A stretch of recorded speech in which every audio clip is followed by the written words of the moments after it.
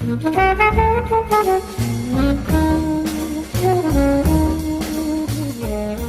is Josh with Logic Chronicles, and I've got a great story for you. I was trying to record the next part of this, and I was recording everything for like 50 minutes or so, and then it turned out my recording stopped, and I only got like the first 8. So nice. Lovely, right? Well, I tried to go through and delete everything that was wrong before, or that I did in that like hour, and I'm hoping what I have right here is exactly what you have so far. Everything should be fine. If there's any problems, I'll do another video and kind of go back and actually just walk through steps to make sure that there's anything that I missed. But everything should go through here. This is what I added. I just didn't feel like deleting it because we're gonna need it in a couple seconds. But we should be somewhere about here. Okay, this is new. Don't worry about that. So as of now, we should be hitting play, walking over to this guy over here, talking to him, and we go through some dialogue, and then it just keeps getting stuck in a loop. Okay. That's where we should be. Now what we're going to do is we're actually going to keep track of when when we should actually start entering to have some options displayed for the player to use, or some questions, like I said in here. Keep trying to remember to keep it consistent of what I'm actually my naming this right now. But anyway, so over here, right, we got some stuff going on. We want to be able to we're keeping track of the index depending on whichever NPC is speaking, whoever needs to add a new text on the screen, whatever. And we're keeping track of their index, and we're incrementing it each time it comes through here. Now what we want to do is, depending on the length of the text, right? If there's more text, if the index is outside of this array, that means, we basically finished the text. So that means, we can stop this now. All right. So if this index that we're keeping track of is less than the length, then we can keep going. If it's greater than or equal to this, if it's equal to the length at least at minimum, then it'll become false. Okay, that's what we got to worry about. So then at this point, just keeping track, and then once say there's 3 things in here, we got an index. The highest index would be 2, 0 based. So once this becomes 3, matches how much was actually in here, this will be false, and we can start breaking off from there. Okay. Now if I actually start doing this, I come over here. If I go through now there's nothing, right? And that's when we would want to start displaying stuff. Okay. But we gotta fix one thing over here in the widget first before we do that. Alright? And it'll be in the answer widget. Actually, no it will not. It's going to be in the scroll box. Okay? So, what needs to be fixed exactly is the fact that over here might not be exposed on spawn, because if you remember, I guess I should have opened this up anyway, we binded this to a color, right? There's some sort of color that we're going to input in here. And this was coming from this right here, right? That we had. It's exposed on spawn, right, everything, right? Or make sure it's exposed on spawn, because I think last video I didn't do this, so make sure you do this now if I messed up. Hopefully I didn't. This is where we should be. And actually, I will delete that because we don't need that. And I will delete that. Now, if I come over to the scroll box, if this isn't exposed on spawn, just hit that. None. You'll get all this nastiness. And that's, and then we'll come over here to answer, and it should pop up if it's not already there. Okay. So that'll take care of that. What we need to do now is we need to create another function, and we'll say get NPC color. Okay. So now, what this will do is, remember out here, we're going to keep adding things to here. So if there's more people talking than just one person, they're going to start stacking. And what we're going to do in this is we're going to keep track of who's talking and what color they should be. So that way, when someone's talking, we kind of have reference for which one goes to which, even if we didn't have the name. It's just something that'll look nice, looks nice and pretty for presentation-wise. So we're going to keep that in there. What we got to do is we're going to make a variable here. We'll call it current we'll say NPC color. Okay, I named it something different over there, and this is actually a little more accurate to what we're actually doing here. Alright, it'll be a string, and we'll have a map, and this map will be going to linear color.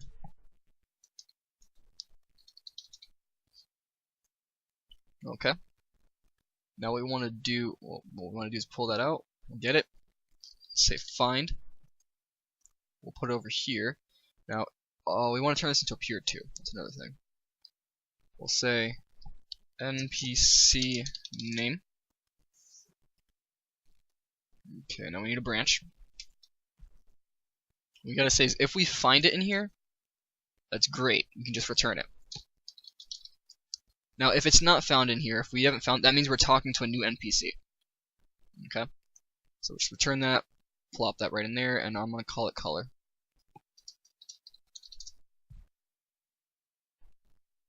Actually, I lied. This is not the one we want to use yet.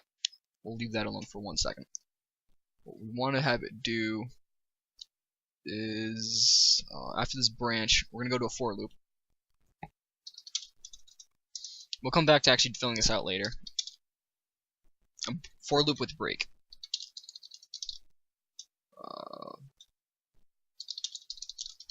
There we go. Not the for each loop, just this for loop right here. Okay.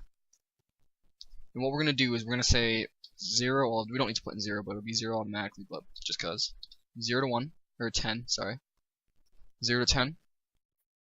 Now what it'll do is we're gonna kind of try to randomly create a color, and we're gonna check if it's already exists, if any NPC already has that, right? So that way, if no NPC has that, then we'll keep it. But if an NPC has it, we'll give it 10 tries to kind of go through to make sure it can actually get a unique color. Odds are, this is just more of a precaution, because odds are they're probably not gonna have the same color. Because, you know, realistically speaking, if you think about a normal conversation, you're only gonna have one main person talking. Maybe if there's some person standing next to you, like you know, your companion is trying to tell you something about this villain during like some scene when you're about to fight or something like that. Maybe you'll have 2 people, maybe 3, but realistically this will be like 11 different tries, so potentially 11 different people. Odds are that, you know, you're not going to have that. Okay?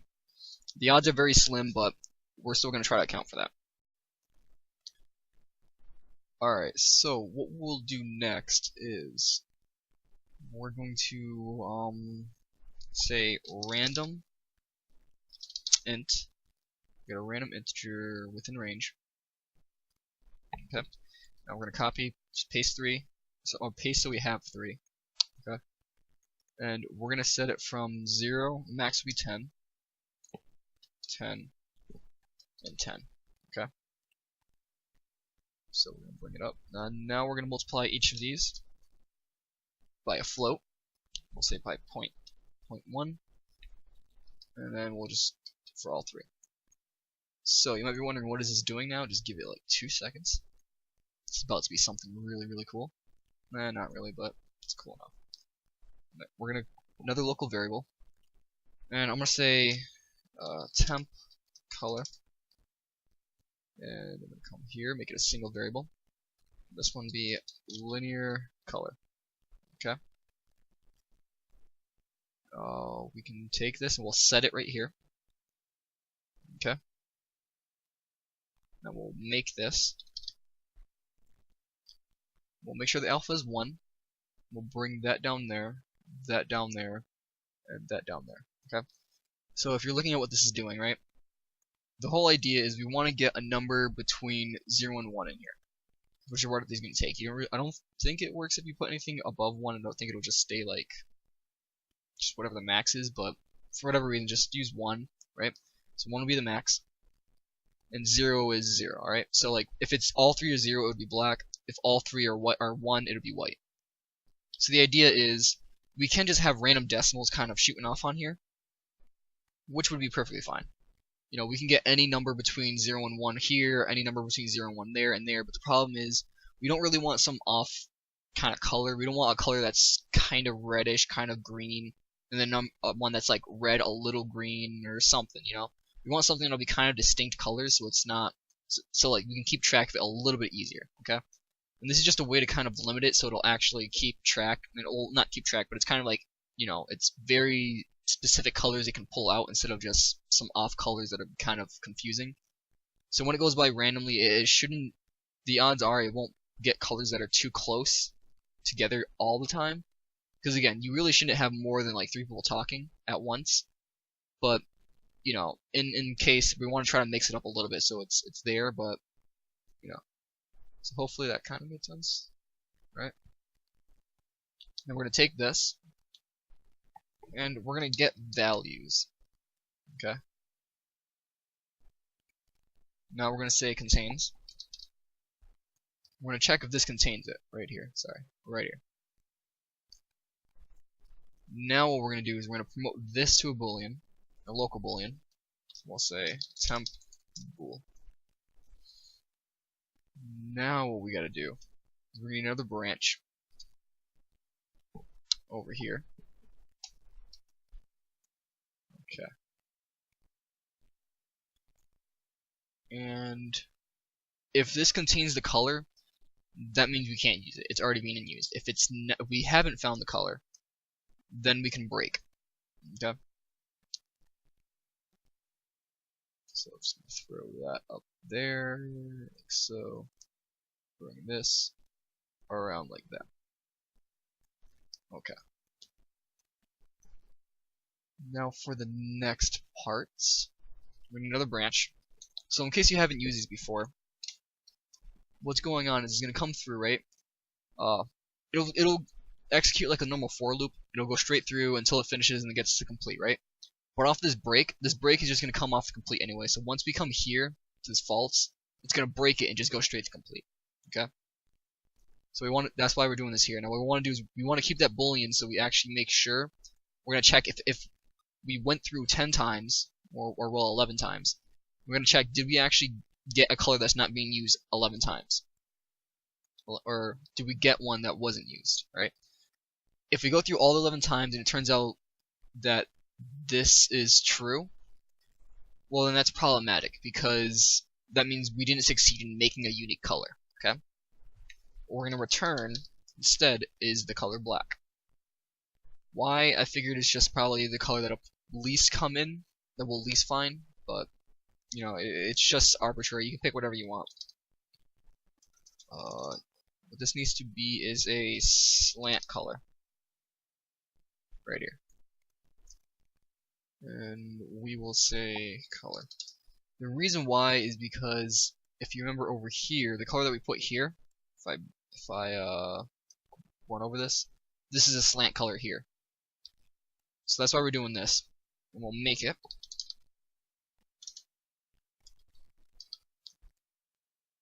Alright, so then we'll turn this to black. I'm gonna take this, copy and paste. And now if it's false, that it turns out we did this 10 times or 11 times, and it turns out we finally have one over here that's not being used, right? We find one, we generated one color that's not being used. We'll return that, and that's what we're going to use. Before we return it, though, I'll pull this off here. So we want to add it, or we should probably add in both cases. Yes, we should add in both cases. In case you're wondering, this is actually kind of improvised at this point right here because I'm trying to optimize this a little bit. Because in my last one, I had a different what's it called? I had a different variable keeping track of the colors separately from here. It was like I had a whole other variable, and this is actually going to be a lot more what's the word? It's just it just eliminates the variable, so we don't have to have an unnecessary one, or we can just use the same variable to do multiple things. So if I bring this over here, plug that one in here, that one in here. This is already black, but I'm gonna put it in there. Let me just yeah, it's black. Did I just set that? I probably did without realizing. Who cares? But anyway, make sure that's black. That way, by default, it'll match it. And we can take whoever this is coming in. We can plug their name in right there. We can also plug their name in right there. Alright, so now we can come back out here, we can pull out this function, we can plug it in here, we can plug it in there, and we need this NPC name to come in both times. Pull this back just a little bit, that way it looks nice. There we go. So now what we just did, we play this, come over here, see, it's yellow. If I come over here again, different try. It's I don't know, coffee-ish, not really. It's another color. Alright. If I come back over here again, it's a pretty bad green color. It's a little bit hard to read, a little light, but it's fine. Alright.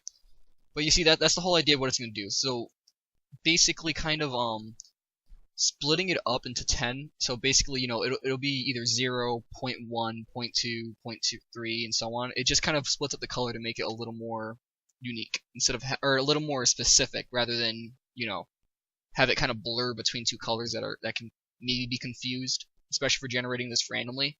You know, the odds of like seeing two colors that might be a little closer, but you know, it's whatever. I just tried something. Okay.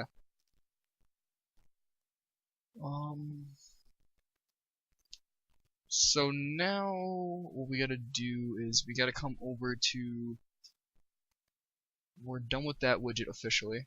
We're gonna come back to this widget. We're going to go to the dialog component. Okay. Pull it up. So after this over here, outside of this comment, we are going to have custom event. We'll say after dialog. Okay. And now what we need to do is we need to actually put in 4 parameters. Alright.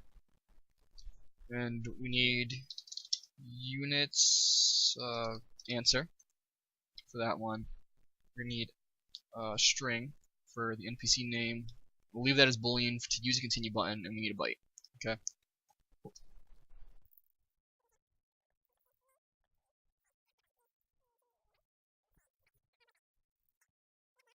We'll call it over here.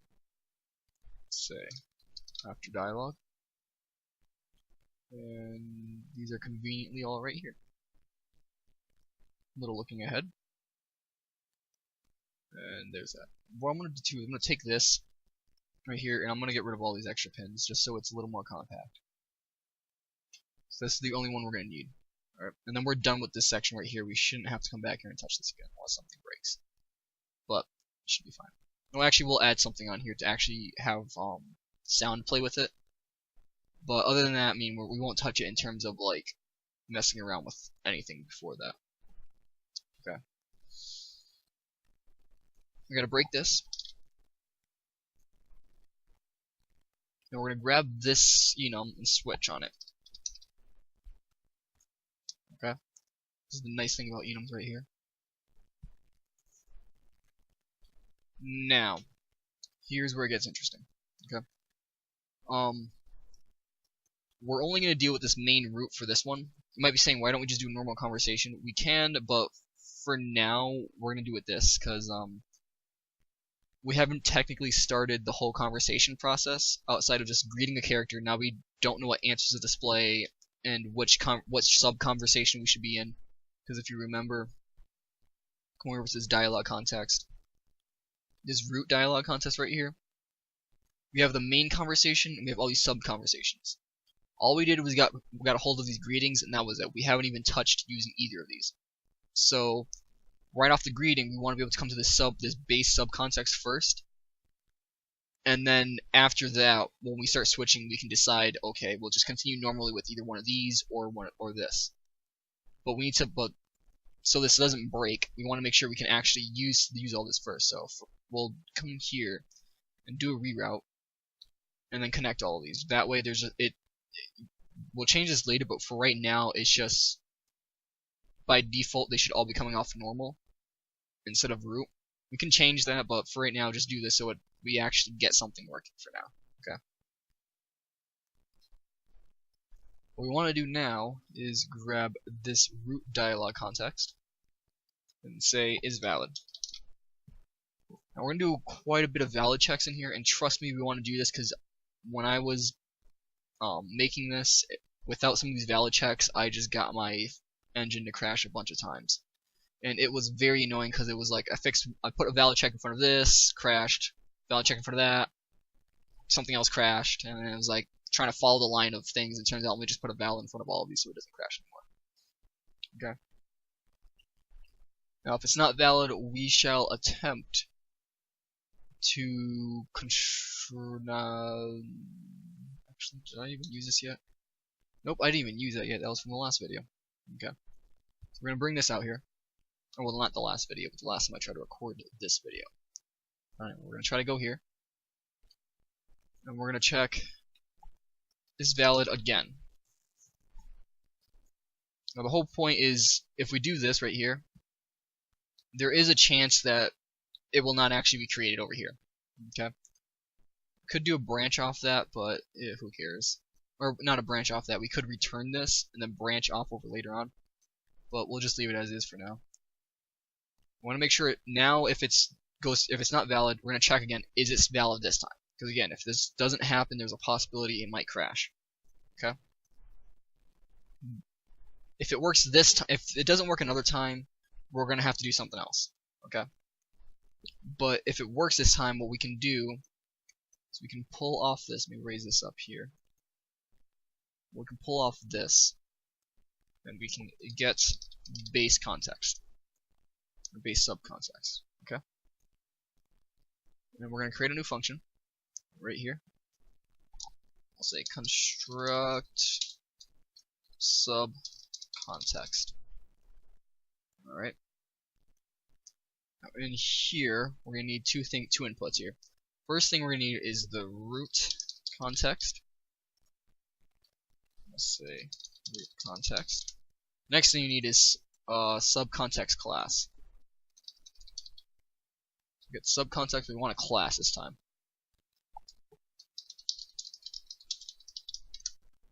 Okay. Now we're going to say is valid. And we're also going to do is valid off here too. But we're going to do this valid instead. Because we want to make sure that both of these are actually true. We'll throw an and in here. We want to make sure that this is valid and this is valid at the same time. And then branch. We'll go here. We'll go there. Now what we can do is construct object from class. Okay. Throw that class in there. We'll throw this root context right there, and this outer will be self. Okay. And then we will come here, we'll promote this to a regular variable. We'll call this subcontext, just subcontext. This will be the subcontext that we're actually using. Remember, this one is the root dialog context that we're using. This one is the subcontext we're using. And yeah, we created that somewhere before I did all this, right? Yes, we did. I just want to make sure that we actually did that. Because again, you don't know how annoying it is when you're staying up trying to record a video instead of like studying for calc, and then it turns out, oh yeah, your test is tomorrow, but your recording didn't work tonight. Yep. Subcontext.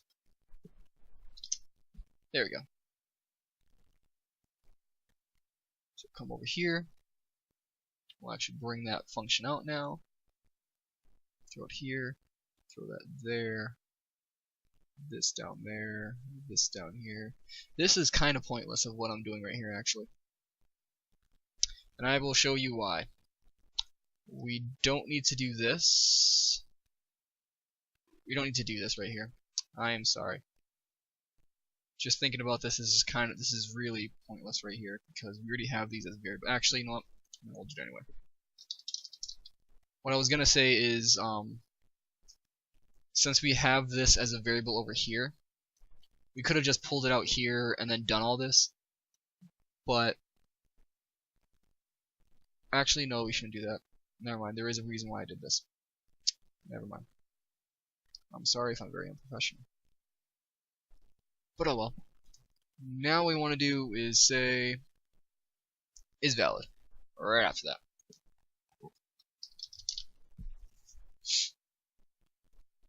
Okay, now we got that. Is it valid?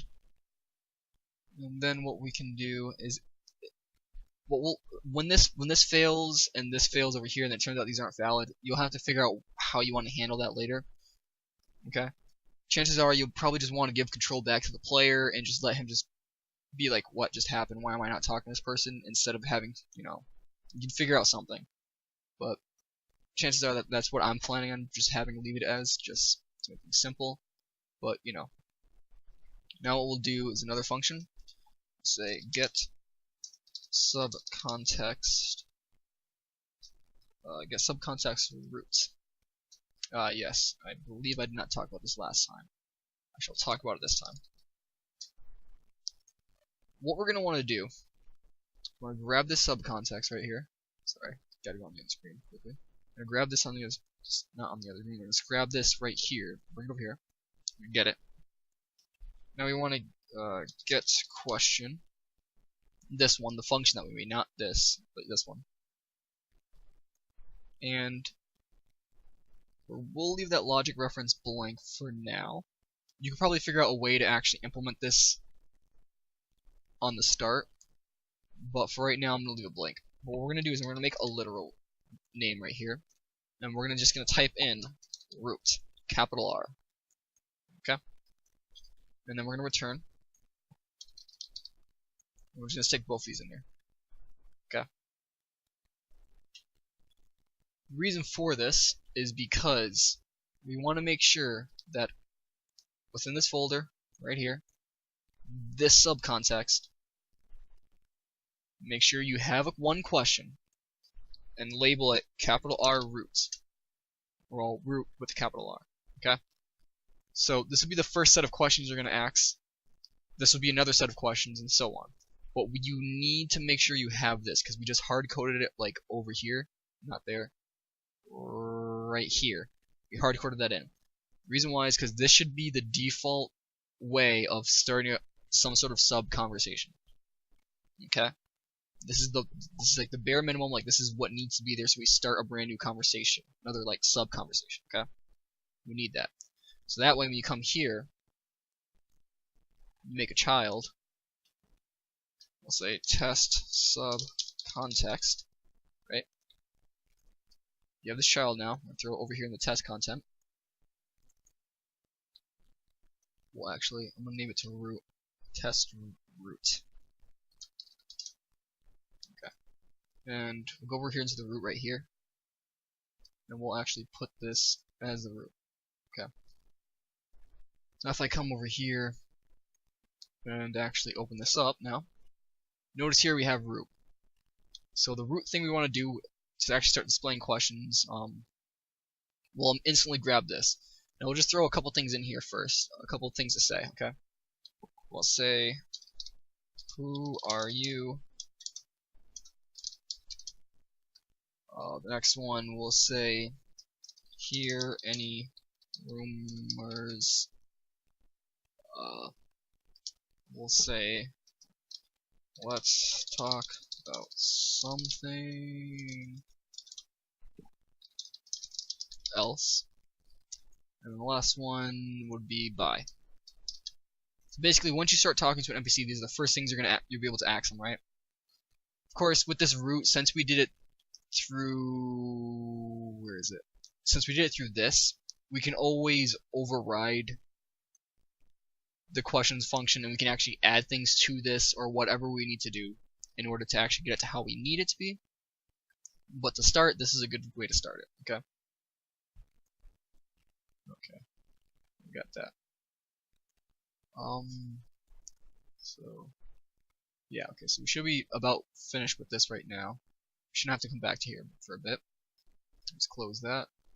Make sure that you set this, the test root that we're testing with, make sure you set this right here.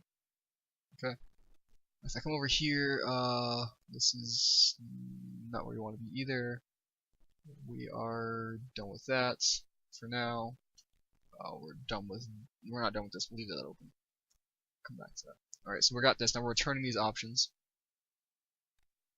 Now we're going to call the function. We're going to say branch, was it found? Now if it was found, we are going to come all the way underneath here, underneath this, and we're going to create another custom event. And we'll say display dialog. And we need to add in a couple parameters. First parameter we will add, sorry about that. First parameter we'll add is units question. So this would be like, actually no, it's not. Yeah, okay, never mind. Unit question. Sorry, I was thinking of ahead. Unit question. Okay, so this should be an array. So we're gonna basically call this over here and pass it through. Like over here, we're just gonna pass this through along with these other variables. I did it on the side just so we can call it, because eventually what we're gonna need is this scroll box widget right here. We're gonna call an event off of here and plug it all in. It'll just be useful so we don't have to like pull this off and plug it all in to keep it kind of neat a little bit. Okay. We also need, we'll turn this back into a unit. Now we need one for character name. We need a boolean to use continue button, and then we need a voice byte. Okay. We'll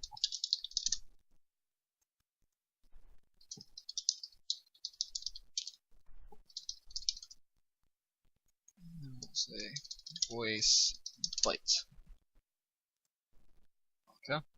So we got those. Now we'll actually display the widget. We'll make the widget that we're actually going to be displaying these questions with. Okay. So come here to this, right here. Create another widget. We'll say display. Now space display question underscore widget. Alright. So when I open this up, very simple. What we need is a size box. I swear, if my thing doesn't capture all this recording right now, I'm going to be pretty upset. Put it at 0, 0. Let's save that. Okay, now what we'll need is a button. We'll throw it on top of that. No, on top of that, we'll get a text box. Throw that right there. Alright. Now the whole point of this is we want to make sure of a couple things. First, we want to size this to content. Okay. Next, what we want to do is we want to override this to about 800. Really, you want this to fit whatever dimensions, whatever the maximum dimensions of the scroll box is, so it kind of just fully goes across the screen and it'll look better. But for purposes right now, this is fine. Don't worry about it. This we're gonna center it, or not center it. Put it right. Yeah, we'll center it. Not center it. We'll stretch it across both sides. Sorry. And we'll just say display question. Now what we want to do is we want to make sure we set this right here to 750. Reason being is so that it won't go straight to the end, it'll kind of wrap around before it gets to that little part so it's not hanging off in any way. Another thing, how much should I do it over here? Yeah, just 5, okay. So say 5. Oh, no, not that. Go back, say 5. And what I want to do is I want to kind of push it back from here a little bit so it's not right on that, so it looks a little nice. And from the left, we'll say 10. Yeah, we'll say 20. There we go. It's a little pushed over to the side. So we'll come over to this over here, and as is, the reason why you might be saying, well, why don't we just use a button, and why do we have this size box? The whole point is if we do this, they're just gonna spawn, like all these are just gonna be like not spawn, they're just gonna be added to the screen with like they're kind of like not overlap but just touch each other. And when I did this, I thought it looked kind of bad.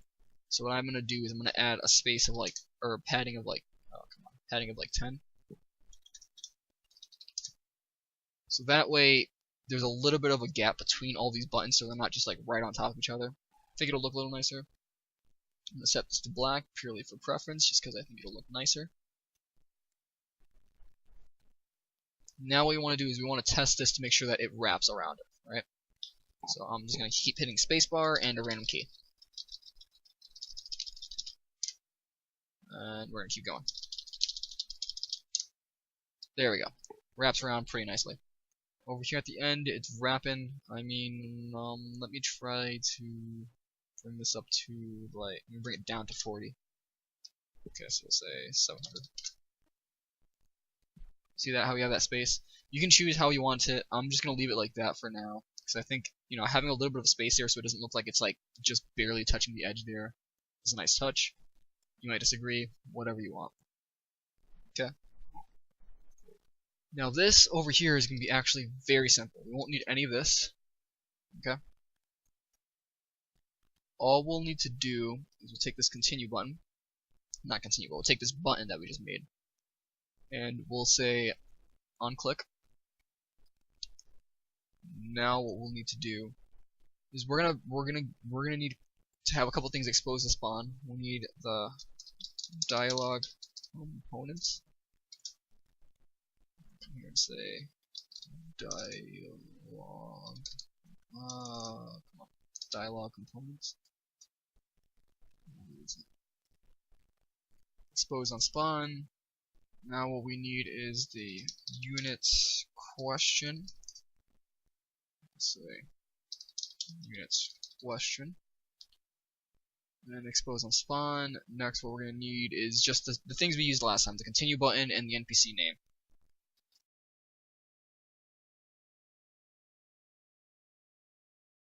Okay.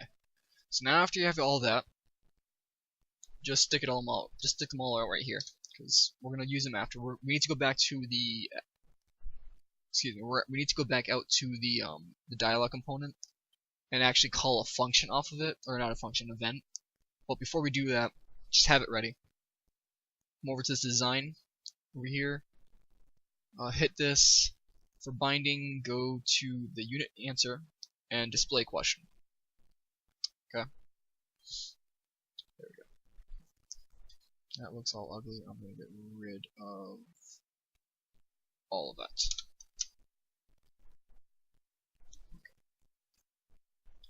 Okay. Got that. Let's get ready over here. Come over to the dialog components.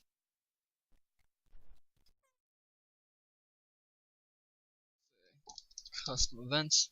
We're not actually going to use it this video. We're just going to set it up so it works, so that we can continue this in the next one. But the next part will be unit. We'll say not unit question. We'll say question picked. Okay, and then just return all those values that we just did. That's really what we're going to do.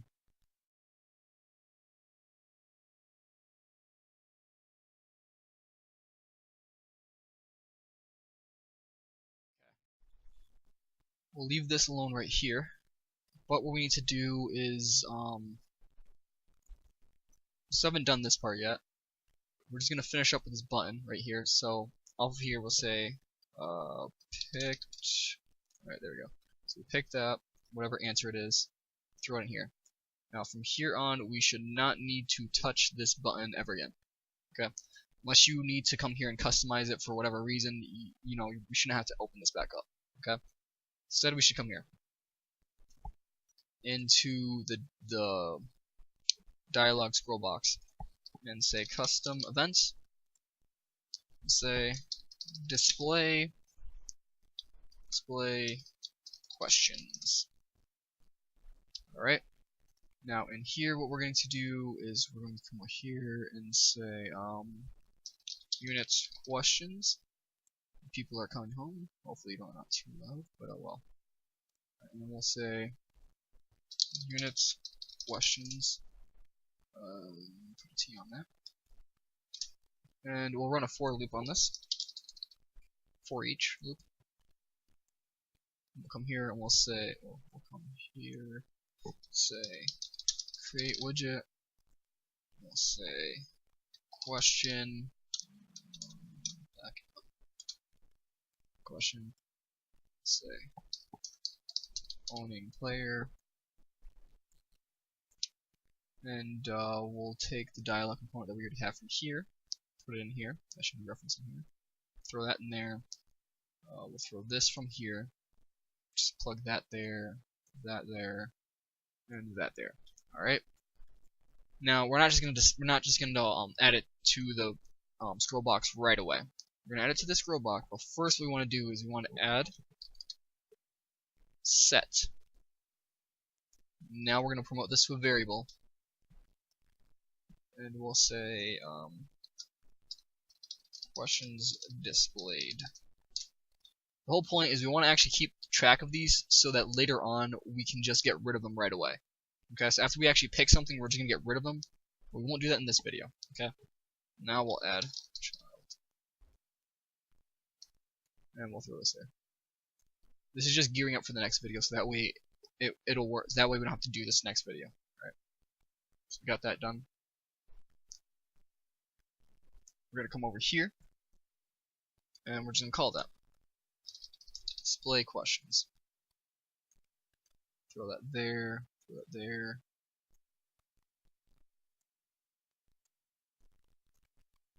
Just like that. Okay? So now, hopefully, if I hit play, and actually try this, let's see what happens. Nothing happens. Because I never called it. Display questions. Okay, there we go. And now we're going to bring this all the way over here. Hopefully I didn't forget a step. Chances are I probably did, but we'll see what happens. Okay. And there we go. Now we have all these options. They're not doing anything, but we have options we can actually pick from now. Alright. So that's that. The only thing, we can comment this. Display dialog. This would be the next step. And looking at this, just going to do a look, make sure that we are going to end the video now, because that should be everything. Next part will actually handle what we're going to do after we actually pick an option, and then we'll actually break this up, and actually we'll break this up and make it actually do something. Okay. So we can leave this for. Actually, don't do that yet. Leave it like that. I'll leave it like that because if you do that, you would have to come over to what is it? We'd have to come over here, get our greetings, and then all of our greetings we would have to manually set this to root. If you didn't do that, already, it would become problematic because over here it'll just come here and we haven't done anything and it won't switch. So we'd have to manually set all of these so that it'll go through. And what we'll do is have it so by default if it didn't already do this step, then we're gonna have a problem once it comes over here because we're gonna we'll build a little bit of this out right now, just for a little tease. We're gonna take the subcontext and we're gonna say is valid. Throw that there. Now the whole point is if it's not valid, what we want to do is just come straight down here and do this process. Okay? So that way it'll get the process and it'll actually it'll get that process and it'll actually come up and do that first off the bat. So that it'll actually work in the conversation. So now we do this again. We should hit this, continue, and there we go. Okay? Whereas before, if we didn't do that, it would kind of just freeze there and we'll just kind of be like, what just happened, alright? That's this video. See you guys next time.